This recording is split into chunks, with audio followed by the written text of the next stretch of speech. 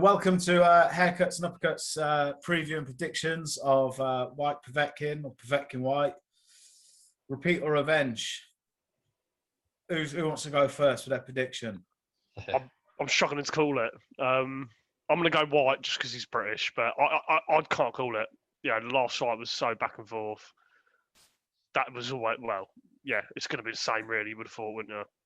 Whoever lands a big one. It wasn't back and forth. It was back, fourth over.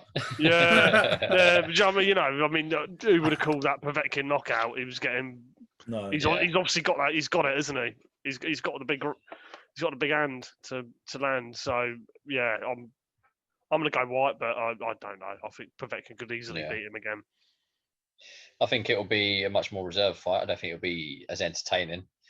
Much more reserved because I don't know if Whyte will be. He's clearly not scared of taking a shot anyway with the knockouts that he's received. He's obviously still going for it, but I think he is going to be more reserved. Won't be as entertaining, but I do think he'll get the stoppage this time. To be honest, just through being that a little bit more reserved and a bit more calculated with what he's going to do. See, I kind of agree with Scott. I think Whyte will win. I don't think it's going to be a boring fight. I think he's going to have to hide behind his jab for 4, 5, 6 rounds. Don't jab to the head, jab to the chest. Povetkin, he moves, good head movement, good lateral movement. Jab him to the chest whilst he's coming in, stop him in his tracks, go to the body. He's going to have to do that for a couple of rounds. He's 41 now. You go to his body, soften him up. Because how many times have you seen Povetkin get hit, go down, and gets back up from headshots? Soften him up to the body, keep him at distance, not necessarily fight on the back foot, but use clever movement to keep him at optimal range and make him kind of chase you, hit him to the body, jabs to the chest, and then go in for the kill. Because he's going to have to do that. Otherwise, he's going to get fucking chinned again, isn't he? With you guys saying that, do you think this could be a kind of repeat of Joshua Ruiz too? I think it's going to be more entertaining than that. Yeah, I know what you're saying, Rob. Yeah, probably. Yeah, along the right sort of lines. But it will be more entertaining for Dylan White as well. I mean, I'm not. You know me. I'm not a big fan of the rematch clauses. Matchroom have a lot of the time, but in Dylan White's case, I'm all for it because he's been denied a shot at a WBC belt for how long has he been? He's been mandatory for a long time, isn't he? 4,000 years, wasn't it? Yeah. So this rematch for me, kind of, it has a bit of significance and it needs to happen. Hopefully he gets it done. But again, if Povetkin wins, give him the bloody shot. Yeah, because if Povetkin wins, he's not got long left, has he? At 41. And it's kind of think with AJ Fury, if they have their 2 fights, will he even be about? Yeah, probably. It's again, isn't it? Yeah, it's again, isn't it? What have they got? 2 fights? Just on the 1 fight. What have they got? They've got 2 fights in case Joshua loses. Who's that? AJ? Oh, yeah. Okay. They've got the 2nd fight signed in case AJ loses. That's why they have it. Money as well, though. It's the money, yeah. It's business, isn't it? It's the biggest fight in boxing, and that money flutters down the divisions, the rankings, and you get better shows. I think for me, it really does take away the kind of spectacle of it. Having a pre-agreed 2-fight contract. I don't mind them. It's just a turnaround. We spoke about this before on the podcast with UFC as well. You have your rematches in there, and they're normally like a few weeks apart. Like, I don't mean like they're like 2 weeks apart. They do have a few weeks, but we'd like probably have to wait months. Yeah, we'd have to wait probably 4 or 5 months, 6 months maybe for the next one. And it's a waste. It's 2 fights in a year. I don't want to wait that long. Like I want to see them box 4 or 5 times a year. I do get it that they're the big names on the boxing scene, but show them more. People, he'll probably make more money. That's obviously what it's all about. Eventually, we'll make more money out of showing him more, and we'll be more entertained rather than having the 2 fights in a year. It's got to wait so long for everything. Yeah, well, you think with this rematch this weekend, it was only supposed to be 3 months, but then Povetkin got COVID and everything, and then it was Christmas. So if they could do it like that, 3 months, which is 12 weeks, brilliant. Yeah, absolutely. I'm all for that. Yeah, and you'll see him out again this year. Boxing's been like that for a long time, though, isn't it? You know, I think with the UFC, you see a lot of these rematches because, all right, in the States it's probably overtaken boxing now, but around the world it hasn't. Which boxing around the world is bigger, so boxing can get away with not doing it. The reason for that as well, though, is people already come to the UFC with losing records in MMA and stuff like that. So well, yeah, it's not a surprise, is it? The greatest in the UFC have lost, apart from Khabib. Exactly. The losses don't define the fighters. When in boxing, I feel like they still hang on to that like way too much. Yeah, so it's the Mayweather effect, isn't it? Yeah. If they got back in the ring quick, and then like they lost, and then 2 months down the line, they're back in the ring winning again. We'll get back on. You look at a great side, Roberto Duran, Chavez Senior. Look how many fights they had. Yeah, look how many fights they had. No, but you know, like people look at Mayweather's record. I was 15 days unbeaten. He had half the bloody fights half of these guys had. Yeah. It's like he's not been in a fight compared to these guys. Do you know what I mean? That's it's gone from boxing now. You know. Yeah. It's like Lopez. I was really excited when Lopez beat Lomachenko, and I thought, well, this is a new era. But now he's kind of sat back and just calling people out for the sake of it, and not signed anything. Yeah. Do you know what I mean? I think that's more politics than anything else. But but that's for me, that's where it's kind of it's sad for boxing. Yeah. Yeah. So, shall we touch on the undercard a little bit? Because personally, I think it's a pretty sick undercard. It's great. I think it's fantastic. How do you guys reckon Campbell Hatton will do? We got support, haven't we? I think tomorrow's always going to be being a debut. And I did get I put it in our WhatsApp group. I've got the wrong Ruiz. I thought he had a winning record and everything like that, but he's just checked again. He's 0 for 10. So I'd probably say it's a fairly easy win for him. But what are the odds of 2 boxers being called Jesus Ruiz? Exactly. Yeah. I think there was even 3. I looked at the other one and thought it can't be him. He was well out of the way for weight class. But 0 and 10 going to be a fairly routine. It'd be just good to see him, to be honest. But routine debut, victory, probably stoppage. I don't know how this Ruiz kid. What his record's like. It should be weird to watch, isn't it? Because we were all big fans of Hatton. We'd stay up late to watch Hatton v Mayweather, Hatton v Pacquiao. It's on, isn't it? His son's fighting now. Makes me feel old, you know. Yeah, but I'm kind of like, I really want to get behind him and root for him. It's a bit like people with Chris Eubank Jr. and Conor Benn.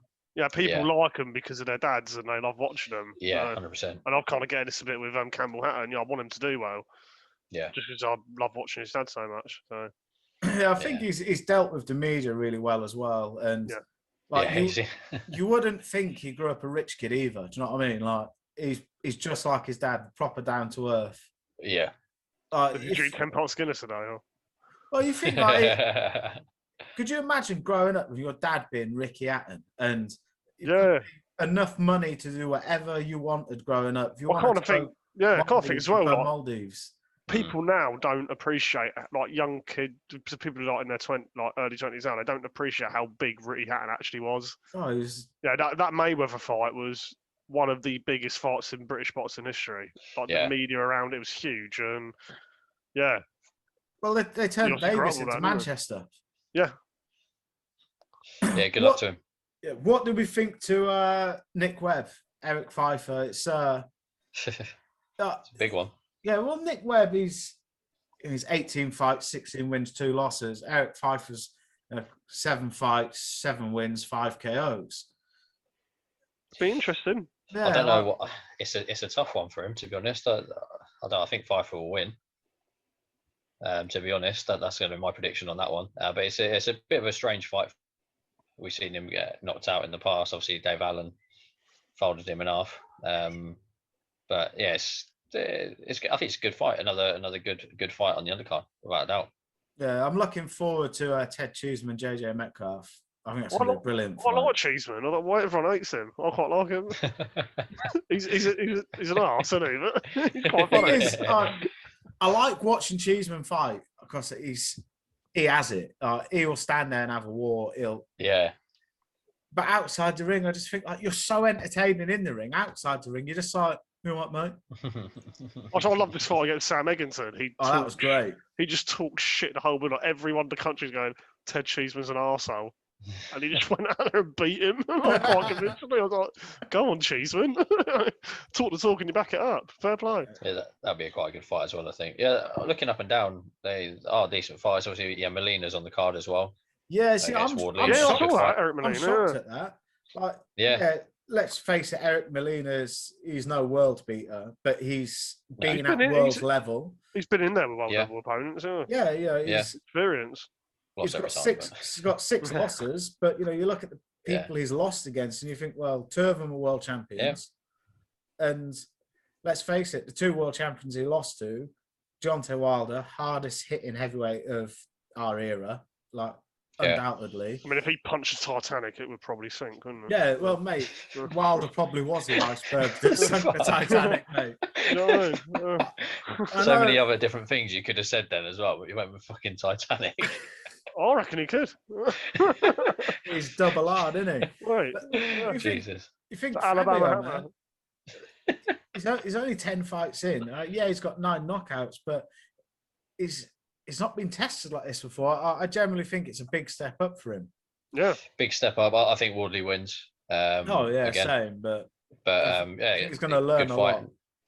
Yeah. I don't think it'll be an early one. It depends what Molina brings anymore. Does he really want it and stuff like that? So, right. So, shall we do our predictions now? So we all think White's going to win. Points. No, I'm going to go Povetkin. I'm going to go Povetkin. Oh, you. Yeah, someone's got to be different. I'm Povetkin knockout. Rematch room will learn their lesson, won't they? All right, dickhead. No, I'm going to go Povetkin. What round or points? I'm going to go round 8 knockout. Okay. Yeah, I'll go Dylan White getting his revenge. Are we doing rounds? If you want to. I don't know. I reckon I'll maybe... Round 1. Yeah, inside the first 60 seconds. No, 7 or 8. I reckon, 7 or 8. Okay, I'm going to go White 8th or 9th then. Lovely cat tail. Oh, don't leave me alone when I'm on the laptop. She don't want to know me half the time. As soon as I sit down on a laptop, she wants me. At least we have a fan at least, don't we? Yeah, you know what I mean? I just want to, sorry, have you done your prediction, Luke?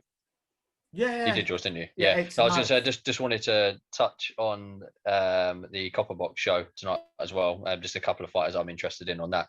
Being Nathan Gorman, obviously coming back, which hopefully good luck to him. And hopefully we'll see the fight with young David as well after that, because they've been back and forth. And Willie Hutchinson, which I like as well. He's fighting as well tonight, so good luck to him. He's got big fan of him as well. Did you see David Adelaide's interview last night? Obviously, Frank had a show on last night, which was decent as well. And he said, I hope Gorman's opponent pulls out so I can fight him tomorrow. Yeah, exactly. Yeah, mate, yeah. I'm on board with the Adelaide train. Like, that's what I want to see with young heavyweights. Yeah, it's good character as well. He's brilliant. Good character. He's got it. He's tall, muscular, handsome lad, and he's got the chat as well. And let's face it, is he humble as well? Sounds like on a dating app. Mate, he's got it though, hasn't he? Like, you think that's what you want to see from.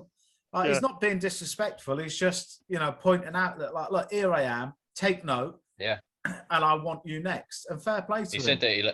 He said that he likes him, didn't he? He likes Gorman. Everything he likes about Gorman. him, but a couple of comments that he's made, just good. So we have a good luck to those two anyway. In good fights, both of them tonight. Yeah, Hutchinson and Gorman. So hopefully they both come through, and we can talk about them on the next one as well. Right, sweet. Definitely do on the next one. Right, thank you very much, boys, and let's enjoy the boxing. And Monday we've got a big guest coming on, haven't we? Yeah. Yes. Indeed. So Monday we'll be interviewing Frank Greaves, David Adelaide's trainer. So that'll be getting uploaded on Tuesday on Spotify, YouTube.